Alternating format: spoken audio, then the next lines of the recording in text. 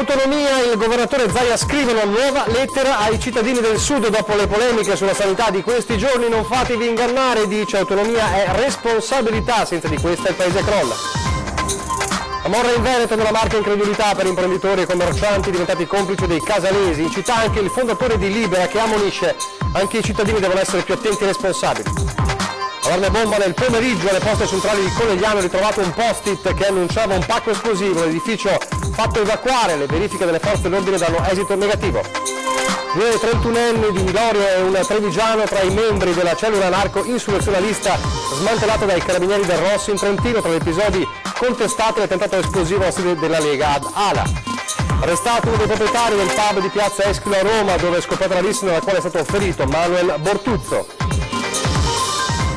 Esuberi alla società di telecomunicazioni Sirti, in Veneto rischio 30 posti di lavoro, operai in sciopero a Mareno. Nel Bellunese ripristinarono le comunicazioni interrotte dal disastro del maltempo. Incontri culturali all'Advar, quest'anno il ciclo di conferenze ruoterà attorno al tema della bellezza, ritrovarla può aiutare a superare un distacco doloroso. Telespettatori di Antena 3, buonasera, ben trovati all'edizione trevigiana dei nostri telegiornali per tornare a parlare in primo piano di autonomia e delle polemiche di questi giorni, gli attacchi che continuano nei confronti dell'autonomia anche in tema di sanità, come abbiamo visto nei giorni scorsi. Allora dalla sua San Vendemiano il governatore del Veneto Luca Zaia prende carta e penna e scrive una nuova lettera ai cittadini del Sud dicendo: vi scrivo per mettervi in guardia, e li invita anche a pretendere anche nei loro territori l'autonomia come assunzione di responsabilità. Sentiamo. Ma non si spacca nessuna Italia, noi stiamo semplicemente dicendo è ora della responsabilità. In un paese dove si sprecano 30 miliardi di euro all'anno è ora della responsabilità. Si addensano bugie, falsità, distorsioni più o meno in buona fede, fraintendimenti all'orizzonte dell'autonomia chiesta da Veneto, Lombardia ed Emilia-Romagna. Il governatore Zaia riprende carta e penna e scrive nuovamente ai cittadini del Sud Italia: vi scrivo per mettervi in guardia, non lasciatevi ingannare, afferma. Non posso accettare di vedere sui giornali una pubblicità in cui il Nord viene accusato di voler uccidere la sanità del Mezzogiorno, riferendosi al manifesto di qualche giorno fa dell'Ordine dei Medici di Bari. Noi dobbiamo dialogare direttamente con i cittadini del Sud, con la foresta che cresce di persone per bene che non hanno nulla a che fare con chi va a dire che l'autonomia porterà a minor sanità, che l'autonomia porterà guai. Ma senta, mi lasci dire, ma che guai può portare la gestione della soprintendenza in Veneto alla Calabria? O che guai può portare la gestione del demanio Veneto in Veneto alla Campania? O che guai può portare la gestione della valutazione di impatto ambientale dei fatti veneti in Veneto, che so, alla Sicilia? Nulla. Ma qualcuno sta vendendo questa suggestione come la fine di tutte le opportunità per il Sud, ed è scandaloso. E questo mentre le cose al Sud non vanno certo bene. Zaia fa l'esempio della sanità così come è ora. È incredibile, dice, che venga ritenuto normale prendere un aereo per andare a curarsi laddove è possibile. Cosa dovrebbero fare quindi i cittadini del Sud? Io dico, prima pretendi una risposta per quello che oggi non c'è e dovresti avere, caro cittadino del Sud, e devi pretendere dalle tue istituzioni. Due, dici: voglio che anche qui tu chieda l'autonomia, cara mia istituzione che mi governi, perché con l'autonomia ti controllo. Dai 5 Stelle, malgrado i tentennamenti, Zaia non si aspetta bastoni tra le ruote, né interpreta il no all'autorizzazione a procedere nei confronti del ministro Salvini come merce di scambio per negare l'autonomia. Il ministro Salvini non si deve processare, punto e basta, perché non ha commesso reati, a mio avviso, e considero coerente il 5 Stelle che ha detto no al processo. Adesso la cronaca, con un allarme bomba che ha costretto le forze dell'ordine a evacuare nel pomeriggio la sede centrale delle poste di Conegliano in via Cadore, a far temere la presenza di un pacco esplosivo e il ritrovamento di un post-it, un bigliettino in cui si annunciava la bomba. L'ufficio, erano circa le 16, a quell'ora era ancora affollato di persone. È stato fatto evacuare dai carabinieri e subito intervenuti sul posto. Cittadini e personale dell'ufficio sono usciti in strada mentre sono stati fatti arrivare gli artificieri della polizia e i cani anti-esplosivo. I controlli hanno tuttavia dato esito negativo e la situazione è ritornata poi alla normalità.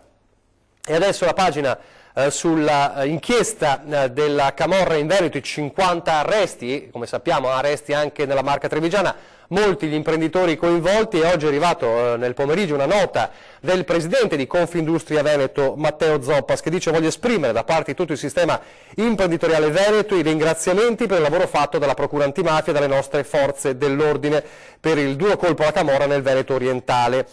Legalità è per Confindustria, ha detto Zoppas, fattore essenziale di competitività, sono proprio corruzione e illegalità a danneggiare e penalizzare il lavoro quotidiano e i valori di migliaia di imprenditori che operano in modo leale, pulito e sano senza perseguire la via delle scorciatoie. E proprio nella Marca c'è sconcerto il giorno dopo l'inchiesta e si ragiona come sia stato possibile che anche imprenditori e commercianti si siano affidati a soggetti vicini o appartenenti ai clan. C'è chi come imprenditore mantiene saldi i principi di onestà, legalità, e c'è chi ricorre a strade qualche volta facili che però portano inevitabilmente alla rovina. Imprenditori ormai alla frutta a causa propria o della crisi economica, che alla ricerca disperata di una soluzione si sono infilati da soli in una strada senza uscita.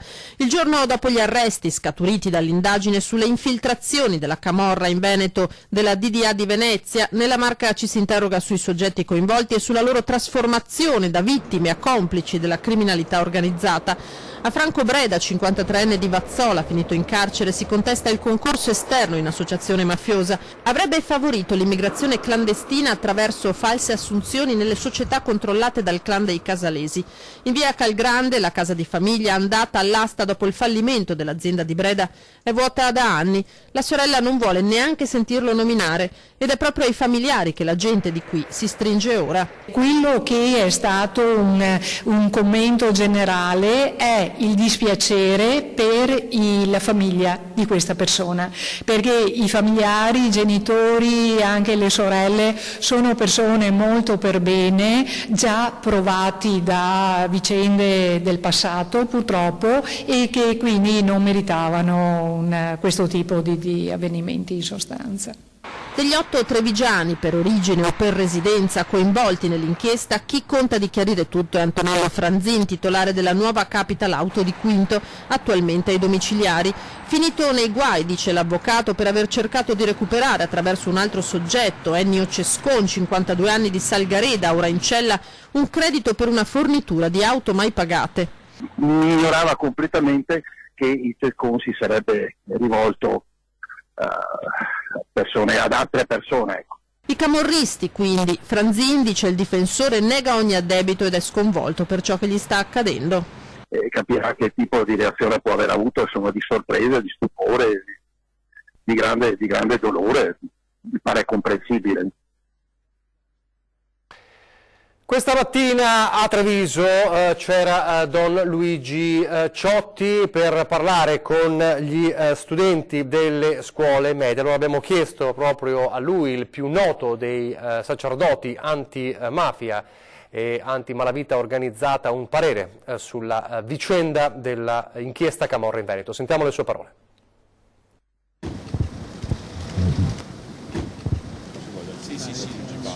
Don Ciotti, buongiorno. Ciao. Ieri avrà senz'altro sentito di tutti questi arresti, queste implicazioni con la Camorra. La Camorra è arrivata anche qui in Veneto. Beh, da parecchio che c'era. Ringraziamo le forze di polizia, la magistratura, ma credo che anche noi come cittadini dobbiamo essere più attenti, più responsabili. Il fenomeno è preoccupante. L'ultimo rapporto al Parlamento italiano mette in evidenza che non c'è regione d'Italia che si può dichiarare esente. Le mafie sono profondamente cambiate, sono molto più flessibili, sono reticolari, hanno creato rete tra di loro. Oggi è molto forte la famosa area grigia, questa commistione tra legale e illegale. Quindi dobbiamo riflettere. Non dobbiamo fare sopravvalutazioni né sottovalutazioni, prendere coscienza che il problema c'è, che c'è un ruolo di magistrati, delle forze di polizia, delle istituzioni, ma ci vuole anche una maggiore coscienza da parte di noi cittadini. La conoscenza è la via maestra del cambiamento, e poi mafia e corruzione ci impoveriscono veramente un pochettino tutti, inquinano la bellezza del valore, della meraviglia delle nostre terre, che sono delle belle terre con della bella gente, e allora non possono essere queste situazioni, ma chiari il valore il grande dei valori, però bisogna anche reagire, bisogna anche fare, bisogna non pensare che sia un problema che riguarda sempre altri. È un male curabile. Ma certo, però bisogna darsi una mossa a tutti, ma veramente tutti, con molta umiltà e con molta forza. Il problema più grave non è solo chi fa il male, ma quanti guardano e lasciano fare, quanti pensano che non esista. Il male bisogna chiamarlo per nome, riconoscerlo e poi affrontarlo. Adesso l'inchiesta, l'operazione anti-anarchici di Trento, perché ci sono anche due giovani trevigiani, una 31enne di Loria e un coetaneo di Treviso tra gli arrestati della cellula eversiva anarco-insurrezionalista smantellata dai carabinieri Rossi in Trentino. Gli episodi che vedrebbero coinvolti a vario titolo gli arrestati vanno dall'8 aprile 2017 al 13 ottobre 2018, tra questi l'incendio al laboratorio di crittografia all'Università di Trento, l'attentato ai tralicci telefonici del Monte Finonchio, le molotov ritrovate sotto le auto della polizia locale a Trento e soprattutto l'ordigno che mandò in frantumi la porta veti della sede, come vediamo le immagini, della Lega ad Ala alla vigilia di un comizio elettorale al quale sarebbe appunto giunto il vice premier Salvini. Lunga la lista di accuse, alle quali si trovano coinvolti anche i due trevigiani: associazioni con finalità di terrorismo, di eversione dell'ordine democratico, possesso e fabbricazione di documenti di identificazione falsi, fabbricazione, detenzione e porto di armi ed esplosivi. E a Roma invece è stato arrestato uno dei proprietari del pub di Piazza Eschilo, dove la notte tra il sabato 2 e domenica 3 febbraio è scoppiata la rissa che poi ha portato alla sparatoria in cui è rimasto ferito Manuel Bortuzzo, il nuotatore 19enne rimasto poi paralizzato. A eseguire l'arresto per detenzione e spaccio di sostanze stupefacenti i carabinieri del gruppo Ostia, che hanno effettuato una perquisizione in casa del 34enne, che è uno dei soci al 25% del locale dove saranno fronteggiati i due gruppi rivali di malavitosi, nel quale purtroppo è rimasto in mezzo il 19enne Manuel Bortuzzo. Adesso in città vi lasciamo la cronaca per parlare della notizia un po' di ieri, cioè della vendita della ex questura in via Carlo Alberto, in pieno centro città, da parte di Fondazione Cassamarca. L'acquisto di un privato dell'ex questura dà fiato alle speranze di riqualificazione di quella zona importante del centro. Sentiamo.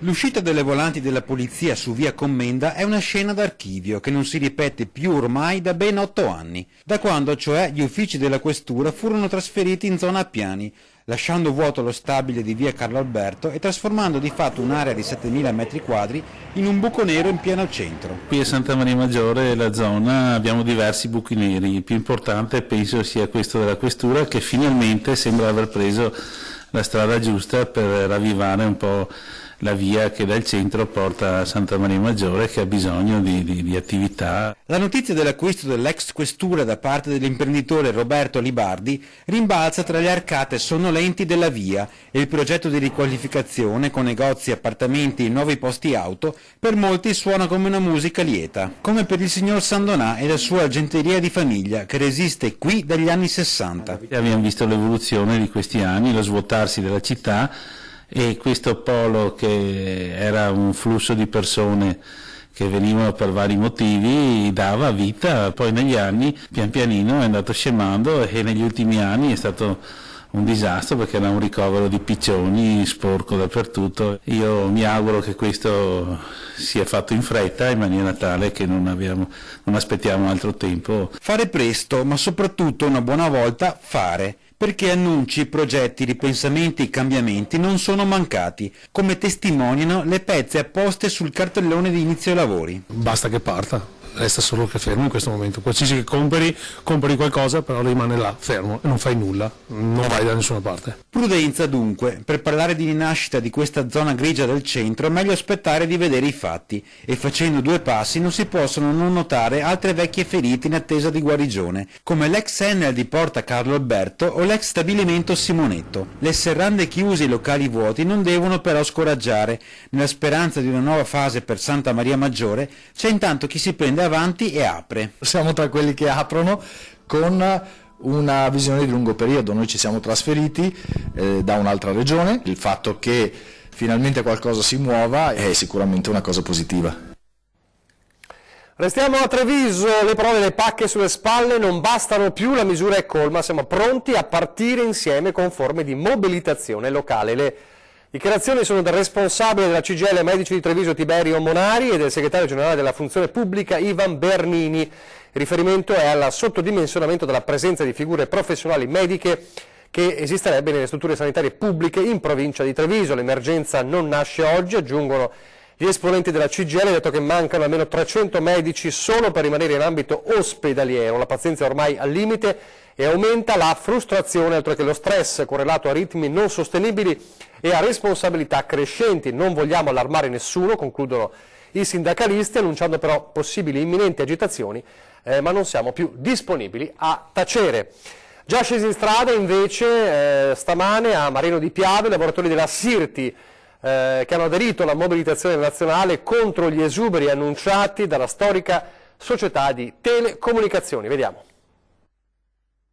L'assemblea in parrocchia a Bocca di Strada, poi lo sciopero di 4 ore davanti ai cancelli di quella che è la sede principale del nord-est della Sirti, Marino di Piave. La società che si occupa di reti di telecomunicazione e ha attraversato quasi un secolo di storia italiana ha annunciato a livello nazionale il taglio di un lavoratore su 4 e sono scattati da Trento a Palermo 3 giorni di mobilitazione. Su 3.692 lavoratori ha deciso di comunicare il licenziamento di 833 lavoratori. Questo da parte del sindacato è inaccettabile. Chiediamo a Sirti di ritirare i licenziamenti e di aprire un tavolo al Ministero per discutere come riuscire ad uscire da questa situazione di stallo. Una commessa per team ridotta del 20%, costata in termini economici 60 milioni di euro, spiegano i rappresentanti dei lavoratori che già nel 2010 avevano dovuto affrontare una grossa crisi sul piano occupazionale.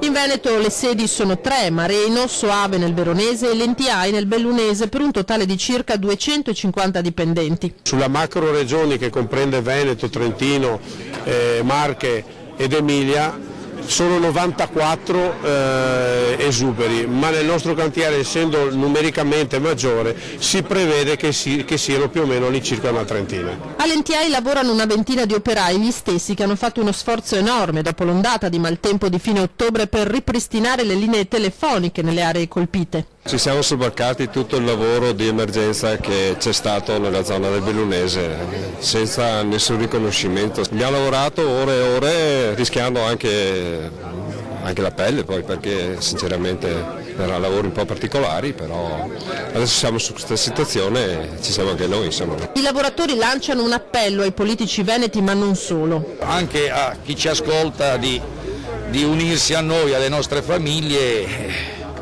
perché abbiamo veramente bisogno di tutti, ecco, anche dell'opinione pubblica.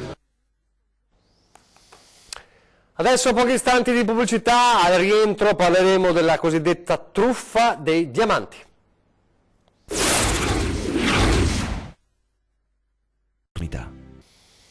Rieccoci in studio in diretta il telegiornale di Treviso. Non solo VIP noti come Vasco Rossi caduti nella trappola della truffa dei diamanti acquistati a prezzi gonfiati, molti anche risparmiatori veneti truffati e molti anche trevigiani. Noi del Movimento Difesa del Cittadino stiamo seguendo la questione già da 2 anni e la stragrande maggioranza dei cittadini che sono appunto stati bidonati con questi diamanti truffa sono comuni risparmiatori. Ora naturalmente si parla dei VIP, ma la stragrande maggioranza dei cittadini sono appunto comuni risparmiatori. Se a far rumore sono soprattutto i nomi dei VIP del mondo dello spettacolo, della musica e dell'industria, incappati nel raggiro dei diamanti, la maggior parte dei truffati ancora una volta è costituita da semplici risparmiatori che magari proprio per tenersi alla larga da investimenti considerati rischiosi hanno acquistato le pietre preziose. In realtà i diamanti sono stati venduti a prezzi gonfiati da 2 società specializzate in questo tipo di investimento, con l'intermediazione di 5 istituti bancari. Tra i raggirati anche centinaia di risparmiatori veneti, in particolare tra le province di Treviso, Padova e Vicenza. Nell'inchiesta, che vede complessivamente una 70ina di indagati, sono contestati reati di truffa aggravata, autoriciclaggio, corruzione tra privati. Nei giorni scorsi la Guardia di Finanza ha eseguito il sequestro preventivo di oltre 700 milioni di euro. Noi invitiamo naturalmente tutti i cittadini a cui sono stati venduti diamanti a rivolgersi appunto a chi ritengono opportuno per appunto procedere con tutte le denunce e tutte le attività giudiziali del caso. C'è da dire che alcune posizioni sono già state chiuse favorevolmente per i risparmiatori. Le banche si sono rese conto di aver appunto commesso un errore e stanno appunto risarcendo con il 100% del prezzo pagato.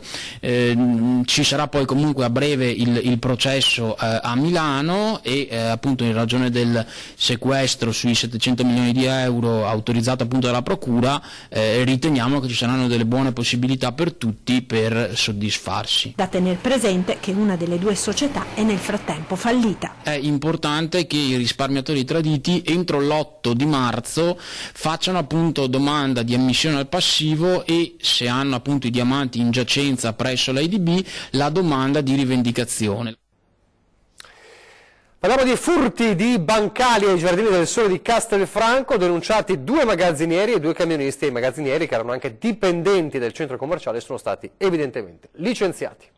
Approfittavano della confusione e del viavai di mezzi che inevitabilmente c'è nei magazzini di un grande centro commerciale per sottrarre, con la complicità di 2 camionisti, bancali certificati in legno del valore di circa 120 euro l'uno, e così, un po' alla volta, sono riusciti a rubare dallo scorso giugno oltre 1300 pallet per un valore di oltre 12.000 euro, ma l'hanno pagata cara, visto che i 2 magazzinieri, impiegati al centro commerciale I Giardini del Sole di Castelfranco, oltre ad essere stati denunciati per furto aggravato in concorso, sono stati licenziati. Si tratta di un 48enne ed un 50enne, entrambi residenti nella Castellana.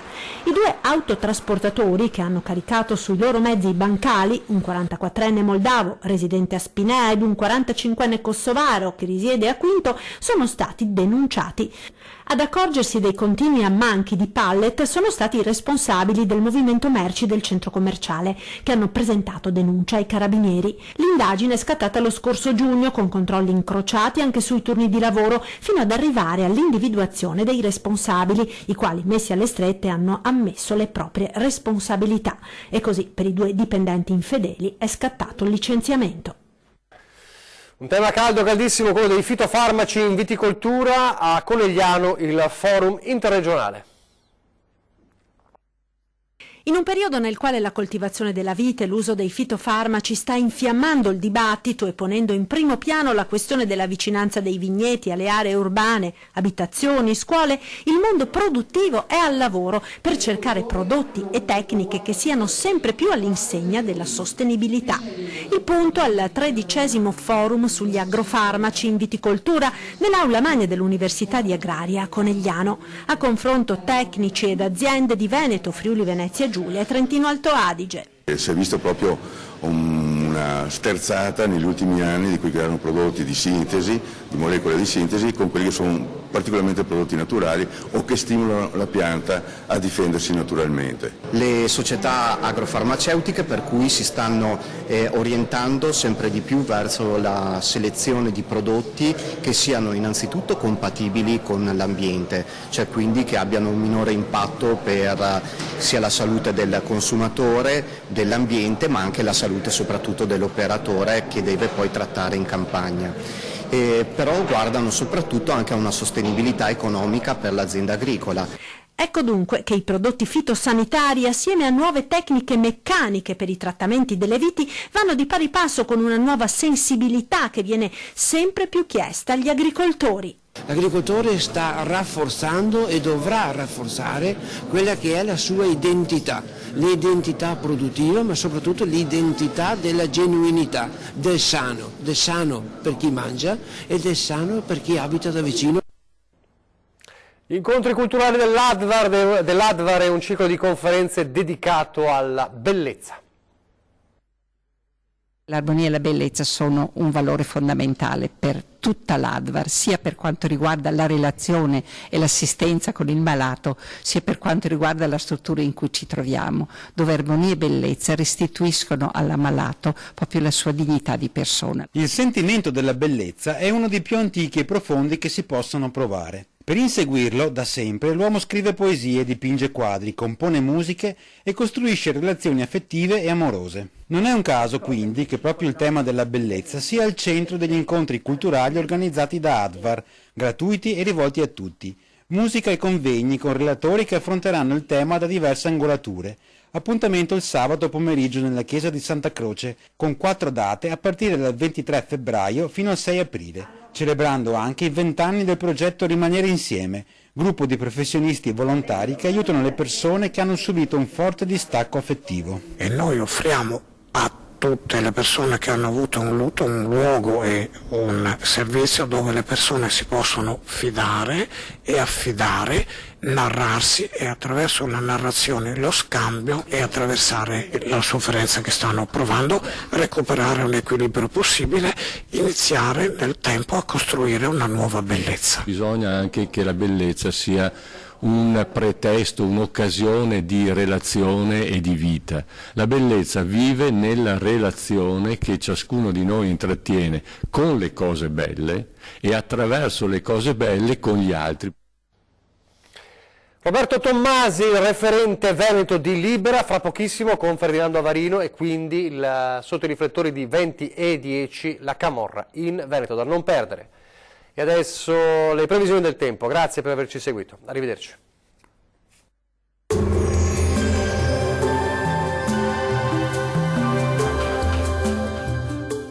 Vacilfrutta, Adriatica, la Valle dei Sapori, Acqua Marina, l'arte del buon gusto. A Bacil di Breda, Treviso.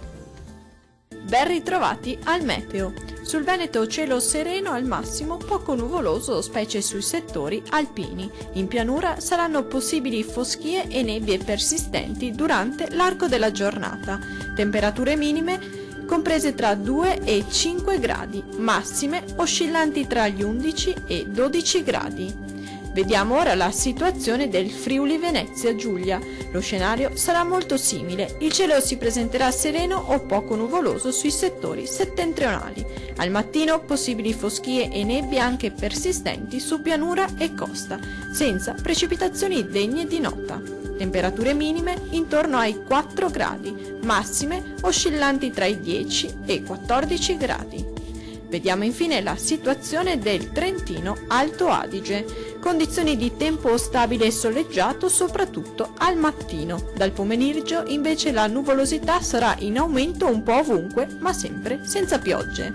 Temperature minime comprese tra -1 e 0 gradi, massime comprese tra 16 e 17 gradi. Dal meteo di Antenna 3 è tutto, arrivederci.